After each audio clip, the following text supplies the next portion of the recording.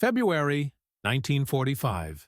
The Philippines. The war was burning itself out, but in the internment camp of Santo Tomas, time seemed frozen. Barbed wire glistened under a pale dawn.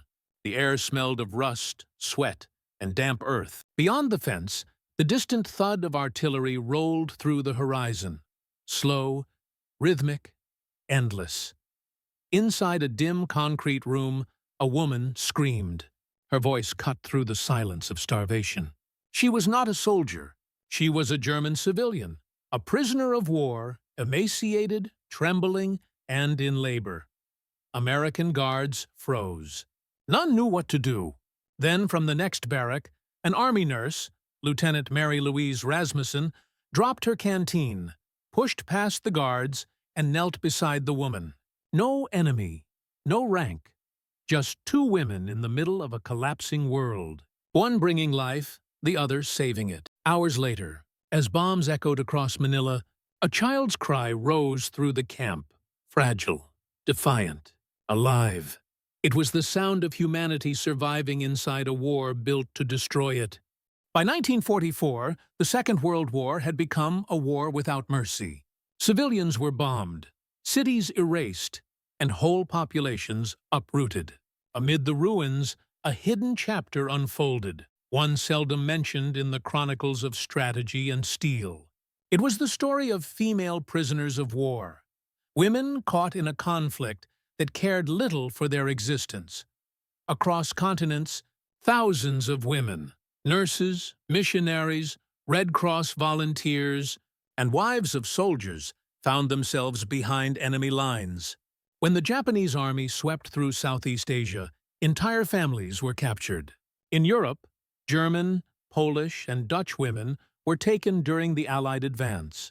For the first time in modern warfare, captivity blurred every boundary between soldier and civilian, victim and enemy, life and survival. In the Philippines alone, more than 3,500 Allied civilians, including hundreds of women, were confined in camps like Santo Tomas, Los Baños, and Baguio. The Japanese called them internees, but conditions reflected a grim reality: malnutrition, dysentery, lice, and fear. Rations were meager, rice gruel twice a day. Many women were pregnant when captured. Others conceived during captivity, and every birth became a silent rebellion against the cruelty of war. The Geneva Conventions of 1929 offered little real protection. They were written with soldiers in mind, not mothers. In the camps, medical supplies ran dry within months. Soap became treasure. Sheets were torn into bandages. The sound of childbirth became one of pain, not celebration. Yet, in the middle of this despair, another group of women lived by a different code: the American military nurses. When the U.S. entered the war after Pearl Harbor, the Army Nurse Corps numbered fewer than 1,000 women. By 1945, there were over 59,000, serving in every theater from Normandy to New Guinea. These were not ordinary nurses. They operated under fire, performed amputations in jungle tents, and risked death daily. In 1942, as American forces retreated from Bataan and Corregidor, many of these nurses were captured. They were the first large group of American women taken prisoner in U.S. military history. Their captors sent them to the same camps as civilians, but instead of surrendering to fear, they built something remarkable: makeshift hospitals, operating with nothing but courage, scavenged tools, and faith. The Bataan nurses, as they came to be called, treated hundreds of wounded, both American and enemy. They were malnourished themselves, yet they worked 18-hour days in sweltering heat, improvising IV drips from bottles and rubber tubing. In those same camps were European and Asian civilian women, pregnant, frightened, and sick. In most cases, there were no doctors, no anesthesia, no medicine. When the first cries of labor began echoing through the barracks, American nurses didn't hesitate. They crossed the invisible line between enemy and ally. They knew the risk. Aiding prisoners from the other side could be seen as insubordination. But to them, The code of war meant nothing against the code of life. These moments, small, unrecorded, almost forgotten, became the hidden front lines of humanity in a war of annihilation. Each act of compassion carried consequences. Each child born in captivity was both a miracle and a burden. Another mouth to feed, another life to hide from disease and punishment.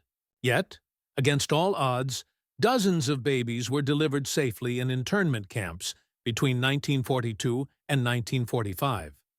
Some by candlelight, some in underground shelters, some during bombing raids, and though no medals were awarded for those births, many survivors later recalled them as the only moments when they remembered what peace felt like. In time, the world would know the names of a few: Lottard Josephine Nesbitt, Lieutenant Florence MacDonald, Mary O'Rourke, and Eleanor Gurney, who helped deliver babies at Santo Tomas. But for every name remembered, dozens more faded into the quiet dust of forgotten archives. Still, their story had only just begun. Because as the war raged on, American women on the outside were preparing to enter the same world. Not as captives, but as medical liberators. Their arrival would forever change the meaning of compassion on the battlefield. While the captured nurses and internees struggled behind barbed wire in the Pacific, a second wave of American women was moving closer to the front lines than ever before. By late 1943, the U.S. Army had formally expanded its female presence through two major branches: the Women's Army Corps, WWII, and the Army Nurse Corps, ANC. What began as auxiliary support soon evolved into a crucial lifeline for millions of soldiers and civilians caught in the war's chaos. These women were not sent to fight. They were sent to save, to patch the broken bodies left behind by artillery and disease. Yet the conditions they faced were often as perilous as combat itself. In New Guinea, they built field hospitals from bamboo and canvas, swatting mosquitoes with one hand while stitching wounds with the other. In Normandy, they worked ankle-deep in mud, washing blood from their hands in makeshift basins between bombardments. They faced sniper fire, dysentery, malaria, and exhaustion, but never left their posts. By 1944, the role of women in war had transformed entirely. More than 1,600 nurses served in the Pacific alone, many within striking distance of Japanese forces. The Red Cross and the U.S. Navy's Nurse Corps established forward aid stations, the first in history, staffed entirely by women, only a few miles behind active combat.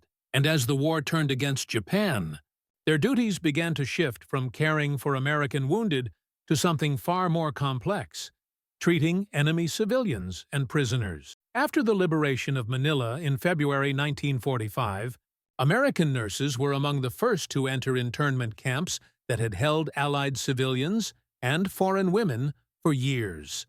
What they found shocked even the most battle-hardened medics: starving women with hollow eyes, infants weighing less than half of what they should, children who hadn't seen sunlight in months, and in the center of it all, pregnant women, some near death, still waiting for help. The Geneva Conventions mandated medical care for prisoners, but in practice, it was these nurses who enforced humanity itself. They ignored nationalities, treated the Japanese wounded next to Allied victims, and assisted in childbirths that blurred every concept of enemy and friend. Reports from the U.S. Army Medical Department archives tell of improvised deliveries inside Santo Tomas and Los Baños. Nurses boiled water in tin cans, sterilized instruments over campfires, and used strips of parachute silk for swaddling.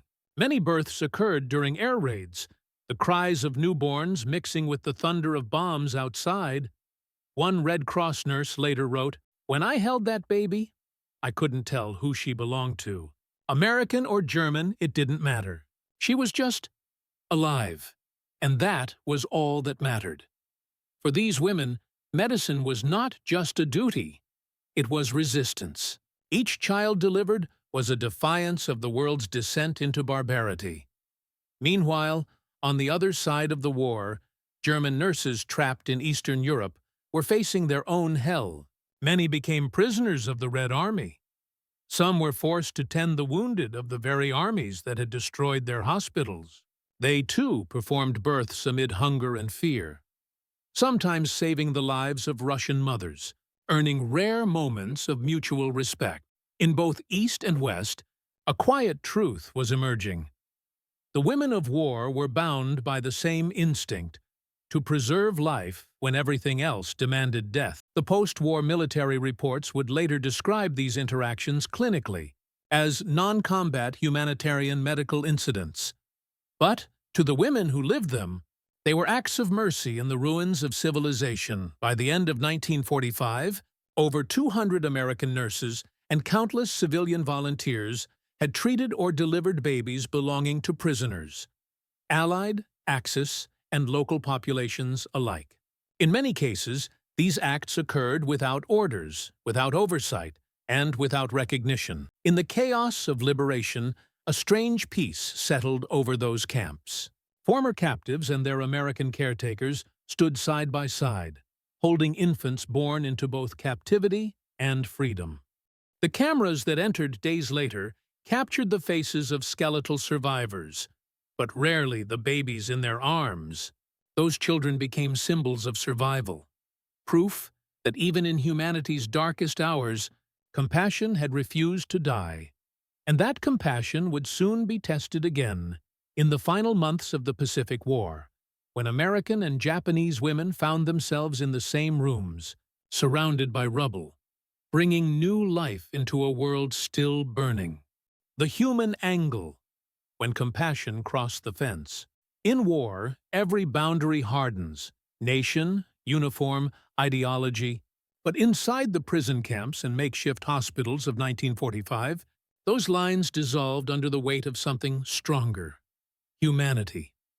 For the American women who served as nurses, the enemy was not a flag, it was suffering. Hunger, disease, and fear looked the same on every face.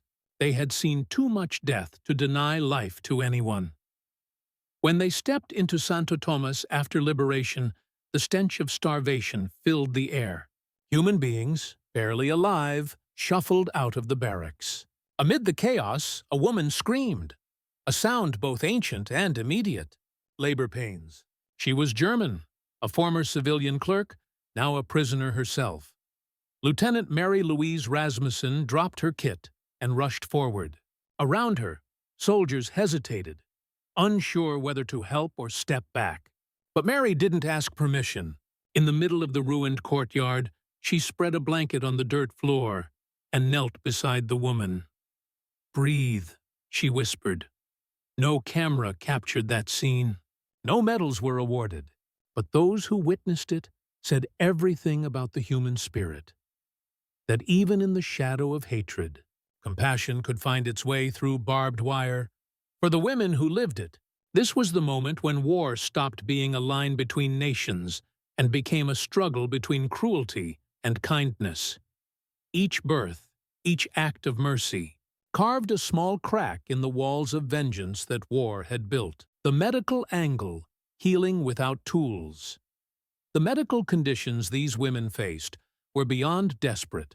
Hospitals were nothing more than tents or broken classrooms. Instruments were rusty, medicine nearly non-existent. Even cotton and gauze were luxuries. The nurses who helped deliver babies in captivity had to improvise everything. They boiled water in tin cans, sterilized scalpels over campfires, and used parachute fabric as diapers. In some camps, they mixed makeshift antiseptics from salt and boiled rice water. There was no anesthesia, only courage. Nurses cut umbilical cords with scissors used moments earlier to trim rags. They used candlelight for operations, sweat dripping down their foreheads as bombs thundered miles away. At Los Baños, one nurse wrote in her diary, "The baby came breech. We had nothing, no gloves, no ether. I prayed with every breath she took. When the cry came, I think every woman in the hut cried too. Medical training had taught them anatomy and procedure, but what they practiced there was survival medicine, the art of saving life when the tools of civilization had vanished.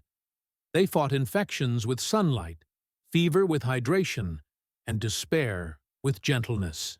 When infants were born malnourished, nurses mixed rice flour with condensed milk to create makeshift formula. They built tiny cribs out of ammunition boxes, using thread from their own uniforms for stitching cloth wraps.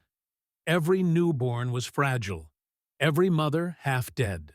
Yet, the survival rates were astonishing, a testament not only to skill, but to relentless will. In time, some Japanese guards began to respect them, or perhaps fear them. To witness an enemy kneeling over a screaming mother, risking disease to deliver a child, forced even hardened soldiers to see something that propaganda never mentioned. Mercy could not be conquered. These acts of care quietly shaped the ethics of post-war humanitarian medicine. Later military manuals would include a single line: "Nursing care shall be extended to all persons in need, without prejudice of nationality," a principle born not in Washington, but in the mud and hunger of wartime captivity. The tactical angle: the battlefield without guns. While men fought with weapons, the women fought with endurance. Their battlefield was the human body, wounded, starving, and unprotected. To a commander, a camp was a logistical problem. To the nurses, it was a living organism on the brink of collapse. They learned to calculate rations, distribute water, and prioritize patients the same way generals manage troops. Every labor case was a tactical operation. One nurse sterilized equipment, another stabilized the mother, another stood ready with rags to swaddle the infant. Timing was everything, because at any moment, air raids could begin. During the battle for Manila, American and Filipino forces clashed only blocks away from Santo Tomas. Shells burst through nearby buildings, shattering windows and shaking the floors where women were giving birth. Yet the nurses continued their work, their focus unbroken. They had developed an instinct: when to duck, when to cover the newborn, when to keep going. Their discipline mirrored that of soldiers, except their mission wasn't to destroy, but to preserve. In the language of military reports, these moments were barely mentioned, reduced to sterile words like assisted childbirth under hostile fire. But within those words lay scenes of unimaginable bravery. The success of the medical units, especially the women-led aid stations, influenced Allied field strategy in later operations. Commanders began to see that medical morale, the sense of hope sustained by nurses and doctors, was as vital as ammunition. In many cases, soldiers admitted that the sight of a nurse calmly walking through gunfire to reach a wounded man or frightened mother gave them a reason to keep fighting. Theirs was a different kind of courage, one that did not roar but endured. Behind every tactical victory, there were these silent wars, the battles fought not with weapons, but with tenderness, faith, and endurance. And as the front lines drew closer to the camps, the women who had spent years saving others would soon find themselves in the center of a new storm, one that would test not only their strength, but their humanity itself. The psychological angle, the war inside the mind. For most people, war ends when the shooting stops. But for the women inside those camps, the battle was never just physical. It was psychological. Captivity broke the body first. Then it tried to break the mind. The endless hunger, the sound of boots on gravel, the roll call before dawn, all of it was designed to erase identity, to turn people into numbers. Yet the nurses, the mothers, and even the pregnant prisoners resisted in the only way they could, by remaining human. Each birth inside the camp became an act of mental rebellion. For a moment, every woman present remembered who she was. Not a prisoner, but a giver of life. The pain, the cries, the fragile breath of a newborn. These sensations pulled them back from despair. One internee, a Dutch woman named Wilhelmina Mina van der Does, later wrote in her memoir, "When I heard that baby cry, I forgot the barbed wire. I forgot the war. For those few seconds, I was free." For the American nurses, the psychological strain was no less severe. They were surrounded by suffering, with no promise of rescue. They had seen comrades die of malaria, watched mothers starve so their infants could eat, and treated wounds that medicine could no longer cure. To survive, they built small rituals, singing lullabies, writing letters they knew might never be sent, praying together in whispers. They shared food, laughter, and fragments of memory, anything to keep the mind from unraveling. When the first babies were born, something changed inside them. Each cry of new life restored a sense of purpose that the war had tried to steal. They were no longer just surviving. They were fighting back with compassion. Psychologists later called it resilience through care, the idea that the act of helping others becomes a weapon against despair. In those camps, it was the only weapon they had. The moral angle, mercy beyond orders. Every war tests morality. But in the chaos of World War II, where civilians were bombed and armies slaughtered prisoners, the women who chose mercy became a moral resistance all their own. The nurses had no orders to help enemy civilians. No one would have punished them for turning away. Yet, they didn't. When a German woman went into labor at Santo Tomas, or when a Japanese mother collapsed during the liberation of Manila, the American nurses did not hesitate. They didn't ask which side she was on. They simply acted. In one recorded case, Lieutenant Florence MacDonald, a U.S. Army nurse, delivered the baby of a Japanese civilian woman while artillery shells fell nearby. When asked later why she risked her life, she answered simply, "Because she was a mother, and that was enough." That sentence defined the moral center of this story. In a war built on dehumanization, where soldiers were trained to see the enemy as less than human, these women did the opposite. They restored humanity. They didn't do it for recognition. They did it because morality, in its purest form, is not born from rules or politics. It's born from empathy. Even some soldiers, hardened by years of combat, were shaken by what they saw. A U.S. corporal stationed near Santo Tomas later wrote, "Those nurses, they fought their own war. We had our rifles, they had their hands, and somehow I think theirs were cleaner. Their defiance was quiet but profound. They didn't just heal bodies, they healed the moral conscience of the war." The legacy angle, the forgotten heroes. When the war ended, the headlines celebrated the generals, the battles, the treaties. The women who fought the silent war of mercy rarely made the news. Most of the nurses returned home without ceremony. Some weighed less than 90 pounds, their bodies ravaged by malnutrition. They blended back into civilian life, carrying the memories of the camps like invisible scars. A few wrote memoirs. Others stayed silent, haunted by the faces they couldn't save. But their legacy lived on, quietly woven into the evolution of modern humanitarian law. In 1949, just 4 years after the war, the Fourth Geneva Convention was introduced. For the first time in history, it explicitly protected civilian women, including those who were pregnant, and mandated medical care for all prisoners, regardless of nationality. Those clauses were not written in abstraction. They were born from the testimonies and diaries of the women who had lived through Santo Tomas, Los Baños, and similar camps. Military medicine also changed forever. The U.S. Army established permanent female medical units and recognized the Army Nurse Corps as an essential combat support branch. The motto, "To preserve life," became enshrined not only as a medical code, but as a reflection of what these women had proven: that life itself was worth fighting for, even in the heart of destruction. And yet, the names of most of these nurses faded with time. Their graves are scattered from Manila to Maryland, often marked only by simple headstones. Army nurse. WW2 Few mention the babies they helped bring into the world, but some of those children survived and grew up to tell their stories. One, born in Santo Tomas, said decades later in an interview, "My mother told me that I was born during the bombing. She said an American woman helped her live.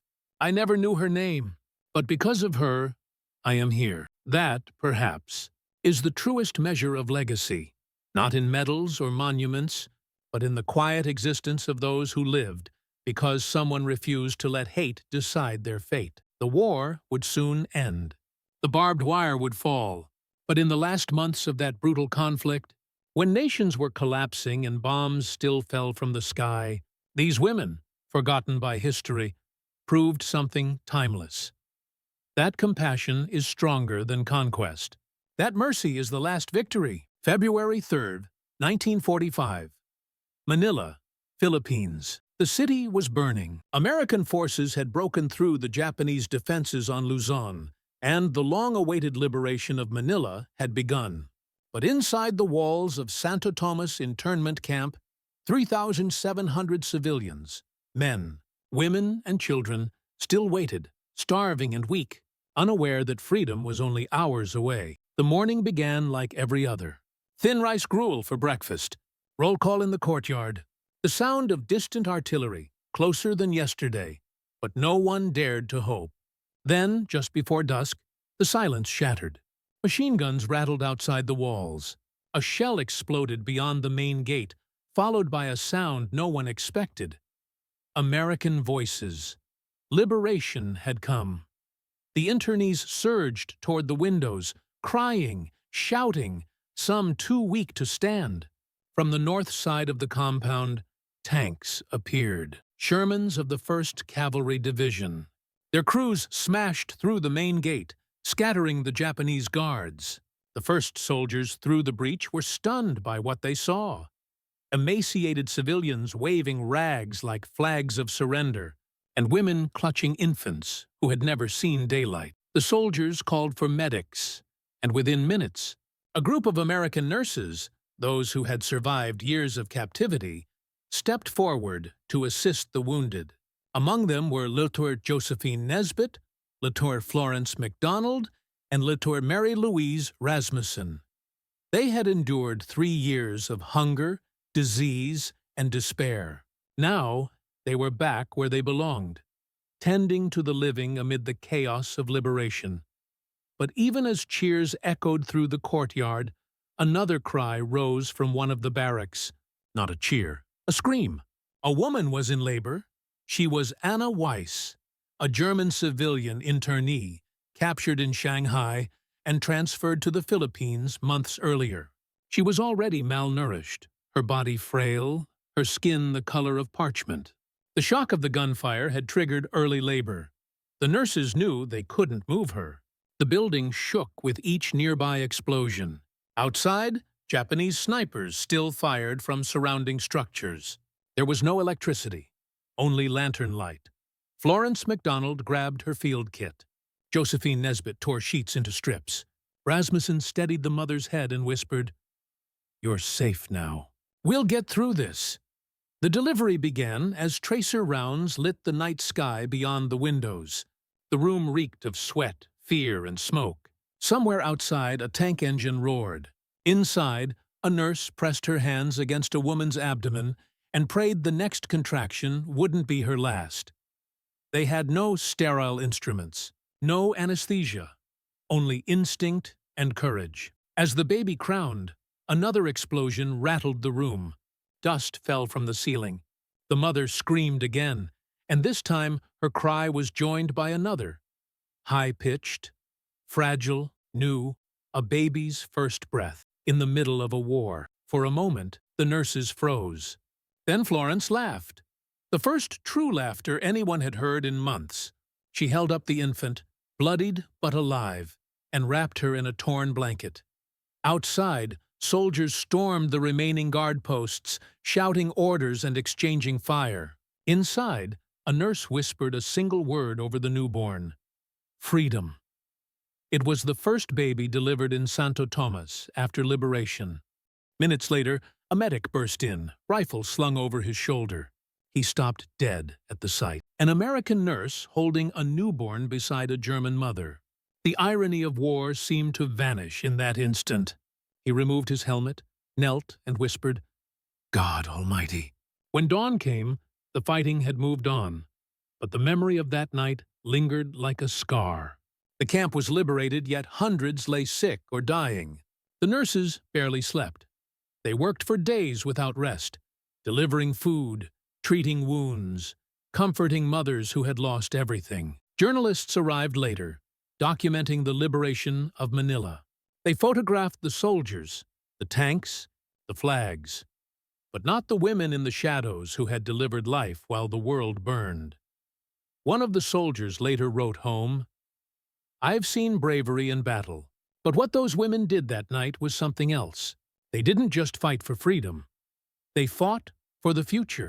When the Red Cross entered days later, they recorded the event in their report. One infant delivered during the night of February 3rd, 1945. Both mother and child survived. Assistance rendered by U.S. Army nurses under combat conditions. That single sentence became a footnote in history. But for the women who were there, it was everything. They had proven that even in humanity's darkest hour, the instinct to save life could still outshine the will to destroy it. The war in Manila would rage for weeks more. Fires devoured the city. Tens of thousands died.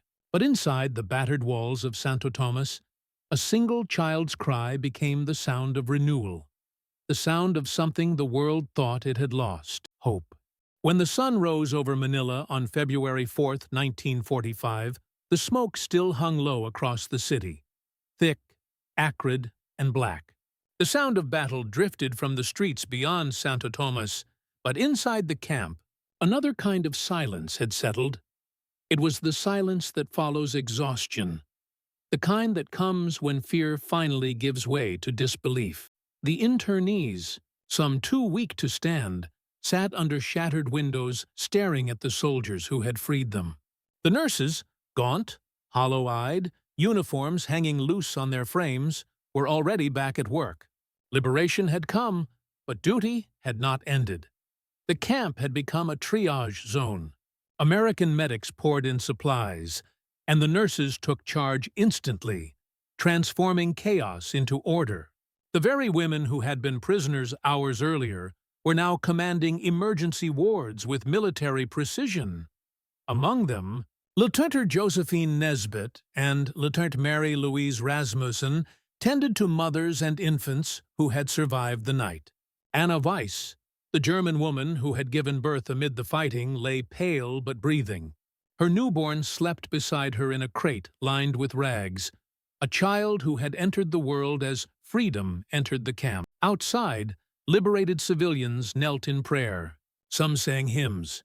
Others simply stared into the morning light, whispering names of those who hadn't survived to see it. By midday, the nurses were overwhelmed. Hundreds required urgent care: dysentery, dehydration, malnutrition, infected wounds. They worked without pause, bandaging, feeding, whispering words of comfort to those too far gone. Everywhere they turned, the living and the dead lay side by side. In one hallway, a nurse stopped to cradle an orphaned baby whose mother had died hours before. She looked out the window at the rising smoke and whispered, "You'll never remember this, but we will." The men of the 1st Cavalry Division tried to assist, but the nurses' authority was absolute. Soldiers who had fought through enemy fire now stood quietly, carrying buckets of water, holding lanterns, obeying every order given by women who had once been prisoners. One sergeant later said, "We thought we were rescuing them. Turns out, they were the ones saving us." That night, a storm rolled across Manila. Rain lashed through broken windows, soaking the camp's interior. The wounded shivered under blankets, and the nurses worked on, drenched, unshaken. Florence MacDonald spent the night in the maternity ward, a single room lit by 2 candles. the cries of newborns mixed with the sound of thunder and distant gunfire. She wrote in her field diary, "The world outside is falling apart. But here, in this room, it's being rebuilt one heartbeat at a time." The next morning, as dawn crept through the shattered roof, she held one of the infants, a frail girl with a tuft of dark hair, and smiled. "You," she whispered, "were born in the middle of hell. Remember that heaven fought for you." The moment was fleeting, but it captured everything those nurses had endured: starvation, imprisonment, terror, and yet, through it all, an unbreakable devotion to life. As days passed, the full scope of their ordeal emerged. The Army Medical Department documented the nurses' survival. They had endured 37 months of captivity, subsisting on starvation rations, performing surgeries with no anesthesia, and treating thousands of prisoners under constant surveillance. Out of more than 70 captured U.S. Army and Navy nurses, not one had abandoned her post. Their liberation made headlines back home. But only briefly. Photographs of their weary faces appeared in Life magazine and the New York Times, under captions like "Angels of Bataan, freed after 3 years." Yet the deeper story, the births, the compassion shown to enemy civilians, rarely made print. It was too complicated, too human for wartime propaganda. Still, within the military hospitals of Manila, the nurses' reputation spread quickly. Soldiers called them the bravest women in the Pacific. Doctors described their endurance as beyond measure. One medical officer noted in his report, "These women redefined courage. They served without hope, yet never without purpose." By late February, the fighting for Manila was over. The city lay in ruins, more than 100,000 civilians dead. Entire districts burned to ash. But inside the camp's hospital wing, there were signs of life: mothers recovering, babies crying, nurses laughing softly between shifts. It was there, amid the wreckage, that Lieutenant Rasmussen said something that others would never forget. "The world won't remember us, but maybe it will remember them, the children. They'll grow up not knowing who was enemy and who was savior. Maybe that's how peace begins." The nurses remained for weeks after liberation, refusing to leave until every patient could walk or be transferred safely. Some died from disease before evacuation. Others returned to the United States, carrying the trauma of years inside the camps. But they had witnessed the impossible: life reborn in a place designed for death. On March 10, 1945, as they boarded planes bound for home, the nurses looked back one last time at Santo Tomas. The walls still bore the marks of gunfire. In the courtyard, children played, thin, barefoot, but laughing. Anna Weiss stood near the gate, her newborn in her arms. She waved silently to the women who had saved her life. And in that gesture, every line between nations disappeared. The war was still raging elsewhere. In Okinawa, in Iwo Jima. But here, in this corner of Manila, something sacred had survived. Not victory, not vengeance, but the smallest and purest act of defiance against war itself. The will to give life when everything around you is dying. And for those who witnessed it, that sound, the cry of a baby echoing through the ruins, would stay with them forever. When the war finally ended in August 1945, the world exhaled for the first time in 6 years. Cities lay in ruins, empires had fallen, and tens of millions were dead. But among the wreckage were stories that refused to vanish. Stories that didn't fit neatly into the columns of victory and defeat. The story of the women of Santo Tomas, and others like them, was one of those. In the months following liberation, the camp was transformed from a prison into a recovery center. The once fortified gates now stood open. The same classrooms that had echoed with roll calls now became hospital wards. The same courtyards where captives had stood in silence now filled with the laughter of children. Among those children were the newborns, the ones delivered in darkness and fear, the infants whose first lullabies were the sounds of gunfire and prayer. Most of their mothers were civilians from across the world, Americans, Dutch, British, Germans, and even Japanese, all thrown together by the chaos of war. Some were reunited with families after liberation. Others had no one left to claim them. The American nurses who had helped deliver them stayed for months after the fighting stopped. Even when orders came to return home, many refused to leave until the last patient was safe. They had spent 3 years surviving for others. Now they couldn't stop. Josephine Nesbitt, writing to her parents from Manila in March 1945, said, "I've seen war at its worst, but I've also seen life at its most stubborn. There's a baby here who was born the night the tanks came. Every time she cries, it reminds me that we didn't lose everything." The nurses slowly began to regain their strength. Their uniforms hung loose, their faces gaunt, but their spirits, somehow, remained steady. When U.S. Army photographers arrived to document the aftermath, they captured a rare image: a circle of exhausted nurses, seated on crates, smiling faintly as a baby slept in one of their arms. No caption was needed. The photo became a quiet symbol of endurance. Back in the United States, news of their survival spread through newspapers and radio broadcasts. They were called the Angels of Bataan and Corregidor. Hollywood studios sent reporters to interview them, but most refused to glamorize what they had endured. "We didn't do anything extraordinary," Lieutenant Florence MacDonald told a journalist in 1946. "We just didn't forget we were human." Still, for many, the transition to peace was brutal. The trauma they carried was invisible but constant. The hunger dreams, the screams in the night, the weight of memories that refused to fade. Some nurses returned to hospitals and civilian life, continuing their work in silence. Others never recovered.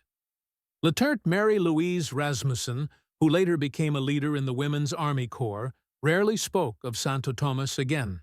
Those who knew her said she would pause whenever she heard a baby cry, her eyes distant, her face unreadable. The mothers and children they saved scattered across the world. A few remained in the Philippines, where local families adopted orphaned infants born in the camps. Others were repatriated to Europe or the United States through Red Cross programs. In post-war archives, you can still find the names of some of those babies, handwritten in fading ink. Anna Weiss, mother, infant, female, born Feb 3, 1945, healthy, delivered by U.S. Army nurses. No mention of the shell fire outside. No record of the women who risked everything to ensure that single heartbeat continued. Decades later, a historian researching wartime births in the Pacific traced some of those children. One, born at Santo Tomas, became a teacher in Australia. Another, delivered at Los Baños, became a nurse herself.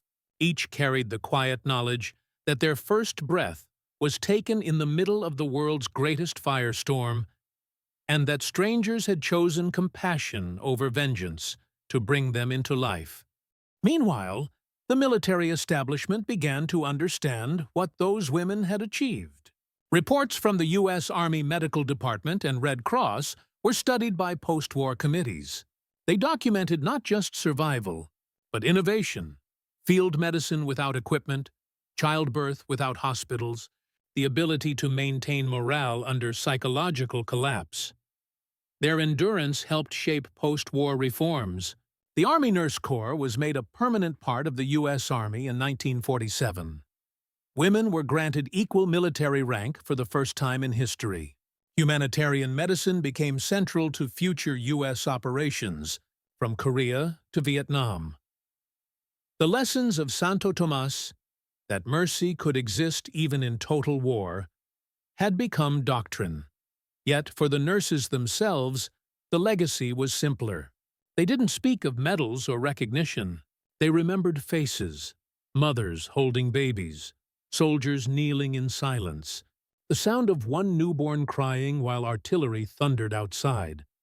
One nurse, in an interview before her death in 1988, was asked what she thought the war had taught her.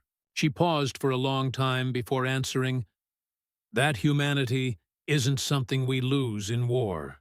It's something we choose to keep. One act, one life at a time." Those words echoed what countless women had lived through, a truth rarely written in history books but carved into the conscience of those who had seen it firsthand. The two guns had fallen silent, but their echoes remained, and somewhere in the world, children who had been born behind barbed wire were learning to walk. Living proof that even in the darkest chapter of mankind, compassion had not surrendered.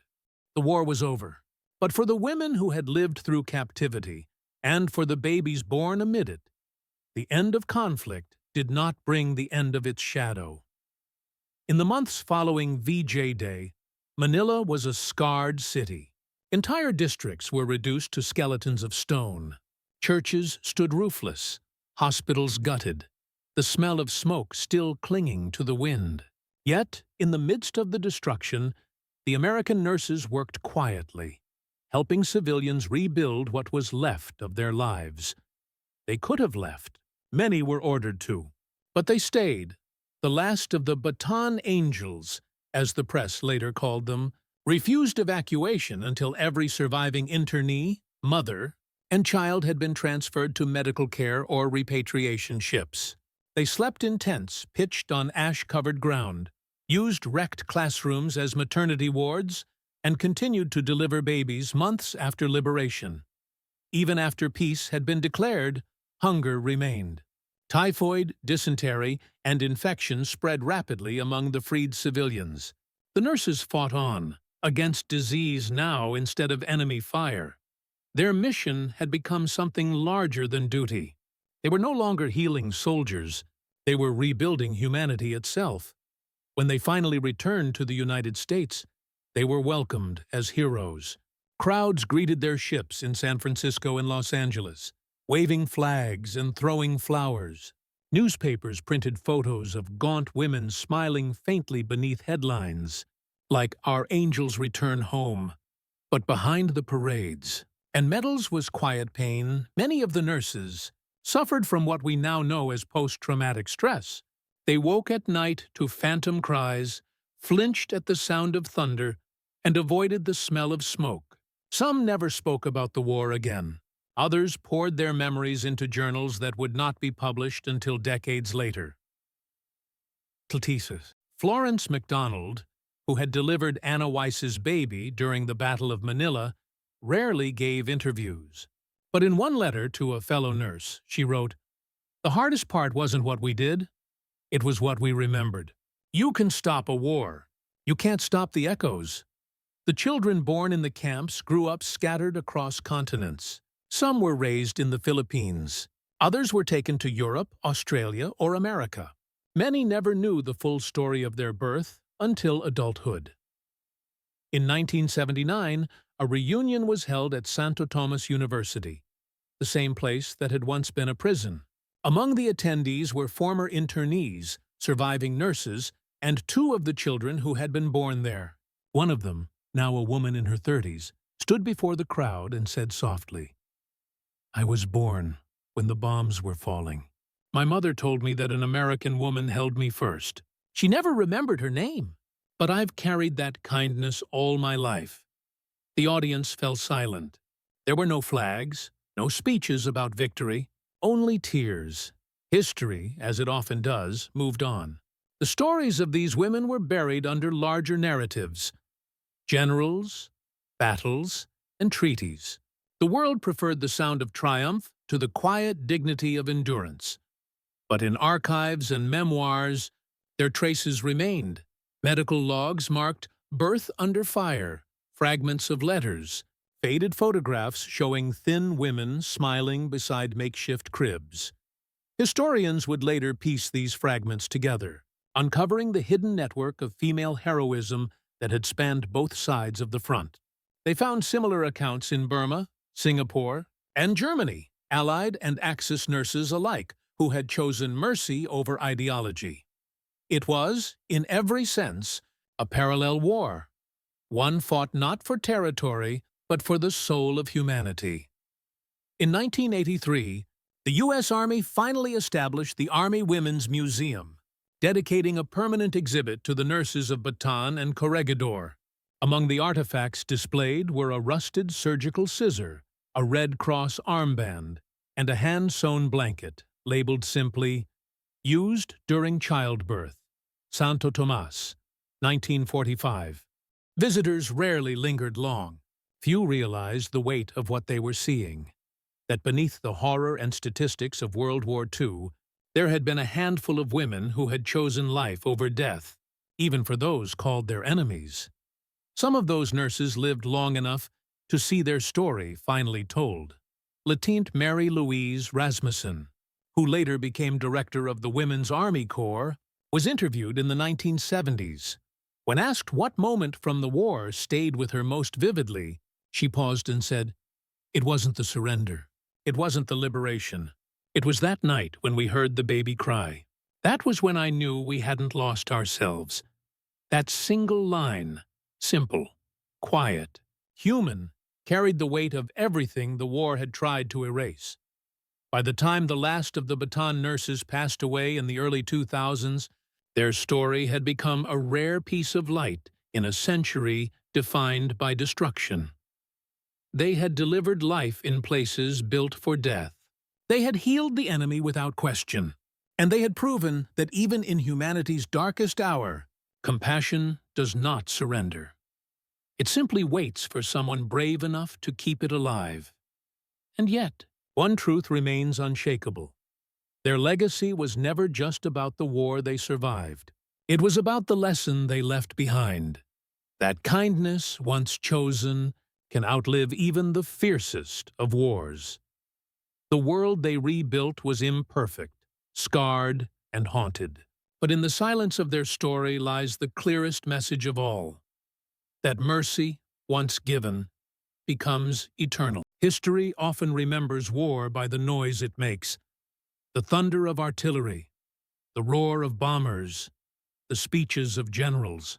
But the truest parts of war are found in silence, in the quiet rooms where someone decides to show mercy instead of hate. The story of the women of Santo Tomas and the other prison camps is not about victory or defeat. It is about what it means to remain human when everything around you demands that you stop being one. These nurses and mothers were never on the front pages. They didn't command armies or win battles. But in the small, hidden corners of a collapsing world, they did something infinitely greater. They chose compassion over revenge, life over death, humanity over ideology.